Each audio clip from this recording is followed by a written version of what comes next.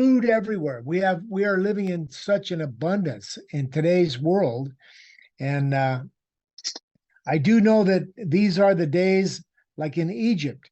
The first Corinthians 10:11 says the stories in Israel's history serve as examples for those upon whom the end is coming. So Egypt was the greatest kingdom in the world at their time, like the United States is today. We're the sole remaining superpower, the world's largest economy.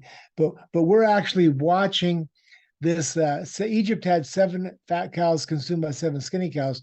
God gave Pharaoh the dreams, predicting there'll be 7 abundant years preceding 7 years of famine and drought. And so the 7 years of tribulation are at the door, because this is what God is showing me, that we're watching a massive supply chain crisis. That is what's coming. I believe it starts when summer's near. But for right now, we are still experiencing an abundance of everything. You can go down the aisle of a grocery store with 2 shopping carts and fill them up and get anything and everything you can possibly want. But there's an EMP coming. It's going to be a nuclear attack. It's going to be grid down. It's in the Bible. It's called the Day of the Lord. A large and mighty army comes, the smoke-filled skies, but the nuclear bombs send out the electromagnetic pulse, shut down everything with computers. There'll be no internet. There'll be no cell phones. There'll be no ATM banking, no traffic on the roads, no delivery of any supplies. So people need to be stocking up right now, because this is still the time of the abundance of everything. And Now, so, at Thanksgiving, you told me that you were watching a program about time travel. Can you tell us more about that?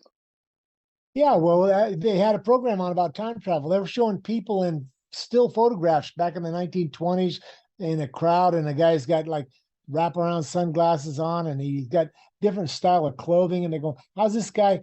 This is evidence of time travel. They show another video of another woman, look like she's talking on like a cell phone or whatever. And I go, that don't even make any sense to me, because even if you could time travel back in 30, 40 years ago, and you had a cell phone, there's no system there to make it work. You're not going to be talking to anybody anyway. But I do know the Bible confirms time travel. God has no problem.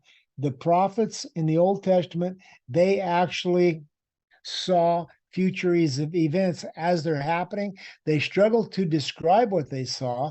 Like Ezekiel chapter 1, he says he saw coming out of the north, he saw an immense cloud of fire enfolding itself in one translation, engulfing itself in another translation, surrounded by brilliant light. An 80-year-old friend told me in the South Pacific after World War II, they're conducting nuclear bomb tests, and that they were commanded to tightly close their eyes, cover their eyes with their forearm. And when the bomb went off, he said every man on the ship, they all could see the bones in their arms through their closed eyes. And here's Ezekiel 1 talking about an immense cloud of fire surrounded by brilliant light. And then he says, out of the midst of the fire came the likeness of four living creatures. And it says they go straight forward, fast as lightning. And they have 4 wings. They gleam like burnished bronze. And I analyze every word. I go, I've been studying it for a long time ago. What does it mean? They have he saw the likeness of living creatures. And then I looked over at my dining room table and I saw a bowl of wax fruit on the centerpiece on the dining room table. You know, you got a plastic banana and an orange and some grapes or whatever. I go, well, there you go. It has that bowl of wax fruit has the likeness of fruit, but there's no nutrition, there's no calories. You're not going to eat it. The truth is, Ezekiel's describing 4 jets that are leaving, coming out of the midst of a mushroom cloud.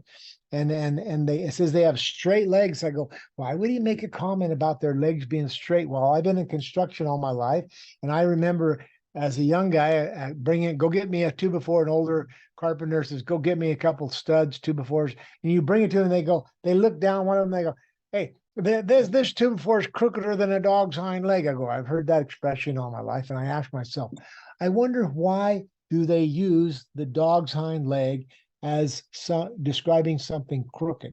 When I thought about it, I go, you know, a horse, a pig, a cow, a sheep, a goat, everything.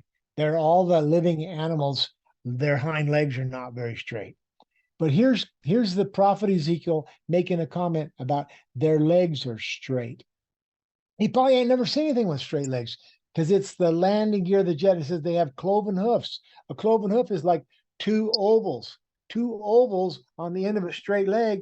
You're talking about a landing gear of a jet with two tires on it. And he's seeing the silhouette of it flying by in the sky. I go, see, Ezekiel. Now, how could I ask myself?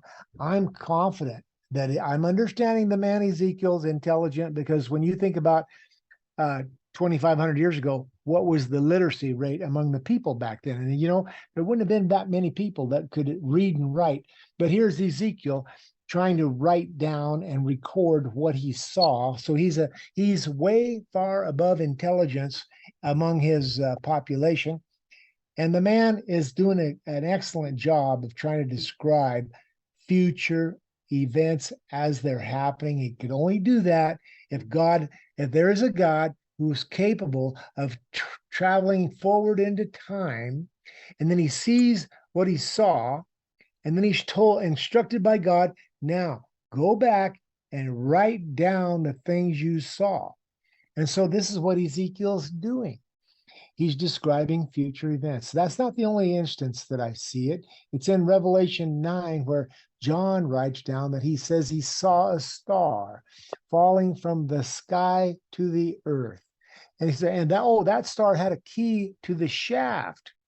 In other words, when it hit the ground, it opened up a shaft, and up through the shaft rose smoke and fire of a gigantic furnace.